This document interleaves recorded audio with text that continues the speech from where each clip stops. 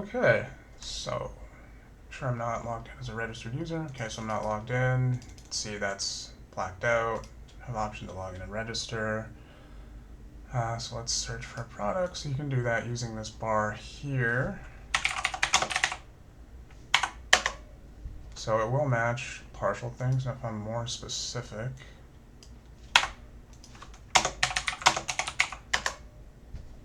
apparently we have two things with a wooden bike. Okay. So, I mean, the point here is you don't have to actually search for something too specific. Searching is more like a proof of concept right now, though I didn't really have time to really barely scratch the surface of what Elasticsearch can do. But anyway, opening a product page, yeah, you do that just by clicking this component here, this product card. You can also see information about the product there, but you can get more by clicking on it. So you can obviously see there's a title, there's the price, you can add it to your cart.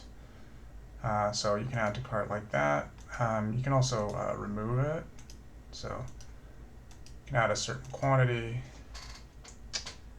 So the cart page, so this page is one cart page going to the checkout, but that'll prompt you to log in. You can see what's actually in your cart just in this pop-up here, and there's a little badge showing you that you have one item.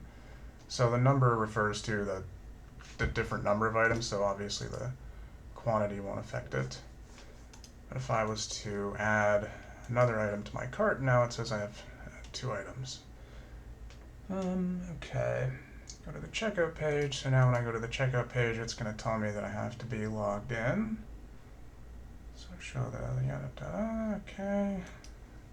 So clear my cart, so I can either remove the items explicitly like that, or I can click empty cart and it'll do it. And you can now see this is grayed out, cart icon is disabled. Okay, so now let's log in as an admin.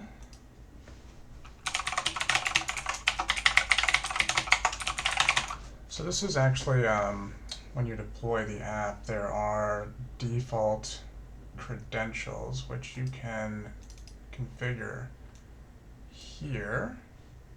So I'm logging into my default admin account, but using this admin account, you can actually go into the admin control panel and you can promote other users to admin, staff, partner. You can search for things here, so I'll just search for the yeah, I have to actually do the whole match on this one. But yeah, I mean, you can search for these things. Okay. Typed that in wrong. Okay, anyway, I'm not supposed to be showing that. But, okay, show the real-time reporting, top 10 sold books. So there's a few ways you can do this. I actually have the top 50 selling books. So this, okay, I guess there hasn't been 50 this month yet. 50 books this month. But for last month and all time, it will go up to 50. So this is all-time bestsellers, last month bestsellers, this month. So I thought that would be nice to have on the main page. But in addition, you can actually I'm going to need an access token too. Well, actually, I won't need an access token for that API, so let's not bother. So yeah, we got Swagger UI in the admin control panel, so you can actually call the API in the admin control panel to get the bestseller. So if I just wanted the top 10 of all time, I can just execute this like that. So let's see, 121. So yeah, this will actually tell you the number sold. The stuff on the main page won't tell you how many are sold. Just gives you the order. So yeah, you can see I got 10 results there. You can actually narrow this down, like I could do January 2018 if I wanted. It'll give me a completely different list. You can see this number is different, totally different list. You can also just search for a year. So there's a lot of bestseller stuff you can do. The category, I never actually got around to implementing this, but yeah, I think the idea is clear. Like a lot of these features are sort of more of the proof of concept stage than fully fleshed out. So log out and register as a new customer. Okay, so when I sign out here, you can see I'm signed out, but you can also see it redirected me to the home page. So the reason it does that is I have this this guard on the admin control panel. Although even if this guard wasn't here, all the APIs are protected server side as well. So you actually have to be an admin to actually do anything in the admin control panel. Anyway, let's make a new user. So you can do that by clicking this.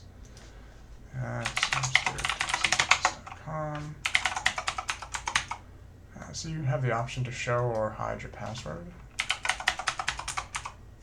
Oops. Oh, so yeah, you can see that won't work unless they match. Well, let's put a fake name. So this display name, the purpose of this is this will, as you can see, it's going to be what shows up when you leave a product review.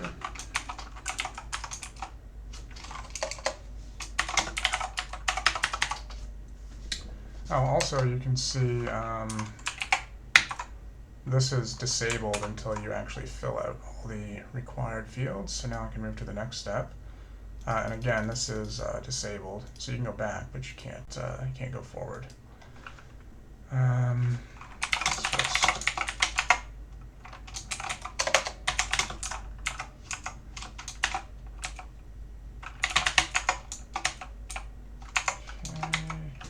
Yeah, so I mean, it looks like you have an option, but the only country is Canada right now.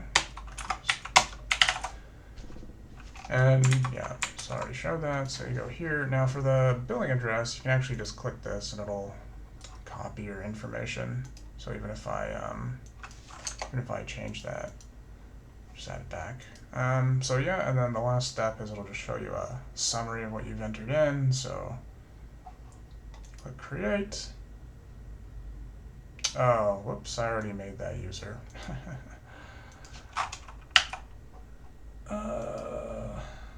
Let's call him Jim Smith. Okay, so let me go there. So, I mean, you can see we have error handling. That's probably a good thing. Apparently Chrome doesn't like my password choice. Anyway, so we're logged in now. When you register, it will log you in. I was going to actually have it send a confirmation email, but never really got around to that, unfortunately. So open the product category page. So that is this browse page where you're able to browse all the different categories. And there's actually a lot of fake books in here. So it'll load, I think, 50. And then if you want to load more, you just basically click this. And it'll just keep loading. There's a lot of fake books in here. So anyway, now I think what you want me to do is add 2 different products to the cart. One of them should be in the top 10 sold books. Okay, so I'm just going to add this random one here. And then to get one of my top 10 sold books,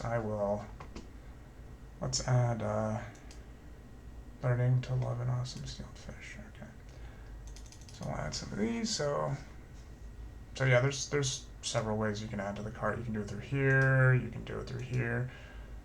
So if I wanted to adjust it, I could do that. You can also adjust it through here. So this was the one that was bestsellers. Let's buy a bunch of these. And then now we can actually get to the checkout page. So see this, the review your cart thing is it's the same, it's actually the same component as this that got reused. Anyway. Oh, I'm supposed to rate a product first. So actually, even in here, I can click on this, and I can also click on them in here to open this little thing here. Let's see, what customer reviews do we have? Okay, so this is how you can see what the existing customer reviews are. And this is how you can actually submit a review. So I'm going to submit a 5-star review so we can see the rating change. I'll leave a nice positive review. I'll click submit. And which one did I review? That was this one. So it will take a second, I think, for the rating to change. just because it's sort of doing it asynchronously. There we go. So it went from 2-star to 3-star as a result of my 5-star review. I guess this is cached, so it won't update. It should if I refresh though. Apparently not. Anyway. Okay, so leave a review. And what's next? Show the current rating and reviews. Okay, I kind of already did that. So these are my fake reviews that I left. You can see my display name is there. These things, unfortunately, I didn't really have a chance to do anything, so these are just cosmetic right now. I did have a plan to track the thumbs up and thumbs down, though. It's not enough time. Oh, geez, already 10 minutes in. Okay, better hurry up. Show, open the cart page, so we're already there. Show the total bills. You can see subtotal, tax, total, and this is, obviously completely, changes whenever you change anything. Okay, increase. Okay, so play around with the quantities. So yeah, I think we've already seen me do this, and you see that the price changes. I want to buy 30 of these so that it is the bestseller list changes. I think before this was 5th. So okay, show the total bill. Go to the payment page. Enter payment information. Enter shipping information. So one of the fortunate things here about registering and providing an address is these are already here, so you can see I can select that. If I wanted to add another address, I can do that too. So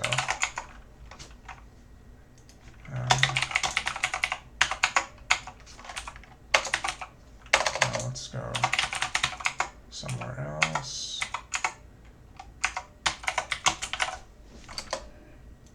So we can add another address and it'll show up there. So I could select this one as well. But we'll just select the one. Same thing with the billing address. And you can see it's blocked out until I actually select this. Payment information.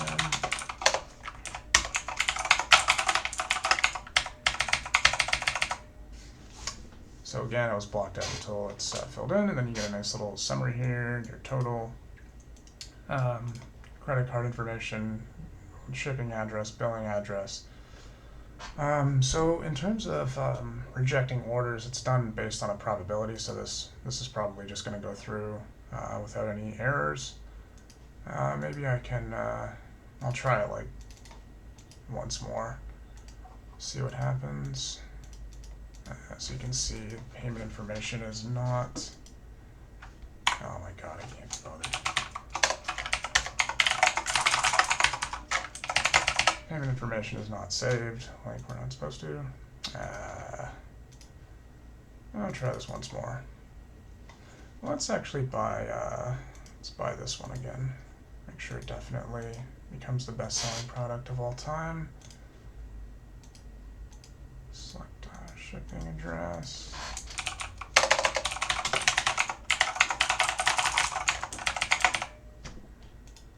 Hopefully it'll fail this time.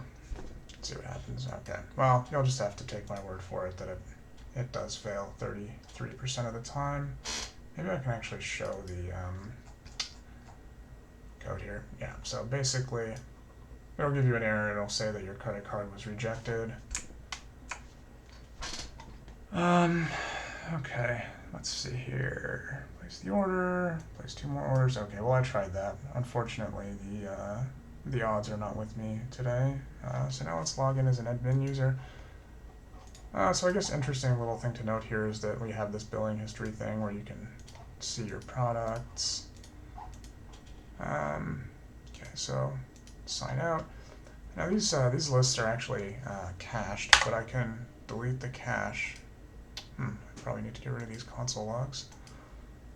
I can delete the cache by deleting my local storage, and we should see that book I bought is now. So this one is still bought more this month, but we can see that this is now second, where it wasn't before, and it's first all-time bestsellers. But anyway, let's log into the account. And control panel, product, best sellers. So just default arguments will give us the all time, and we can see learning to love and awesome steelfish secrets revealed is now the what's the word, the top selling book.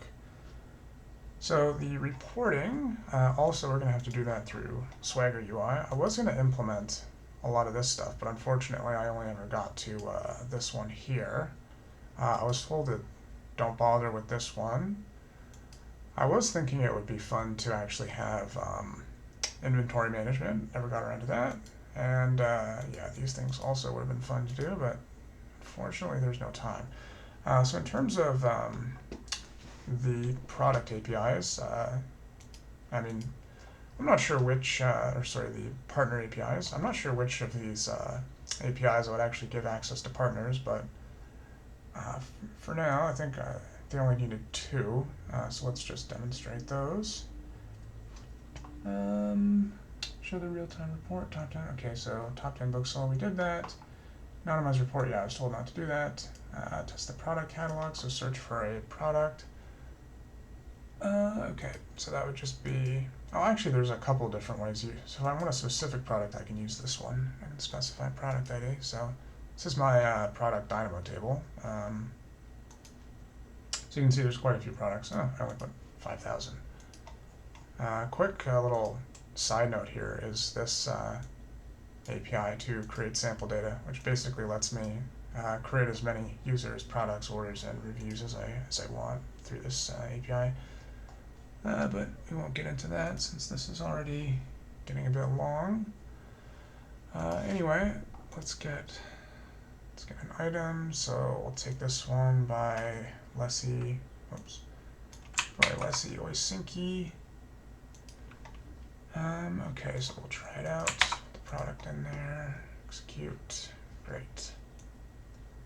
So we can see we got that, and then the next one we want to search for orders by product ID. So for that I am actually going to need an access token. I'm just going to refresh the page, and I'm going to grab, whoops, yeah, this is what I want. So I'm going to grab my access token from one of these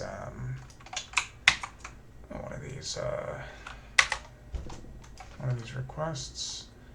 So to authenticate in Swagger UI, you just got to paste your access token here, click authorize, and now you can see there's a lock I can access. Maybe I should actually show that this won't work. So let's say I wanted to try this out. Oh, whoops, no, that's the order API. So let's say I want to search for a product and try this. So yeah, it'll say that I'm not authorized. But when I do this, now this is going to give me probably an empty, just an empty list, because this is not a real product ID. So now we'll use a real product ID, and we'll be able to see, so I created a bunch of fake orders here. So I'm just going to make JSON file here, just so it's easier to see. So you can see these are all the orders associated with this product, so it actually includes the cart. So the author here was Oisinki, so we can see that yes, in fact, this product was purchased in this order. This product was purchased. This product was purchased. So I think that's clear enough. Basically, you get the whole order, which includes the bill, who it was billed to, the order date, who it was shipped to, who purchased it, the current status. I wonder if I should not mention that. Yeah, 19 minutes, I need to hurry up. And the items that were purchased along with their quantities. So things like the total cost of the order, I figured that was redundant just because it can be calculated from the cart. Also, these prices, it's the number of cents. I just figured that might be. I'm not sure how rounding works, and I don't know if these are floats. I always get nervous about floats. So I figured I'd just keep them as integers. Anyway, the order processing, yeah, okay, so we did that, and now you just want to see the performance testing. So I explained this in quite a bit more detail in the report, but just to give a quick rundown of what I did is I used JMeter, and I conducted a series of runs, you might call them. So I started with 100 threads at 100 iterations, so that did about 10,000 requests, and it took about 16 to 20 seconds for the 100 iterations to complete. So then I basically calculated the throughput by dividing the number of requests by the duration it took to send those requests, and each run I would increase the number of threads. So I started 100 threads, and I ended up getting up to about 1,100 threads.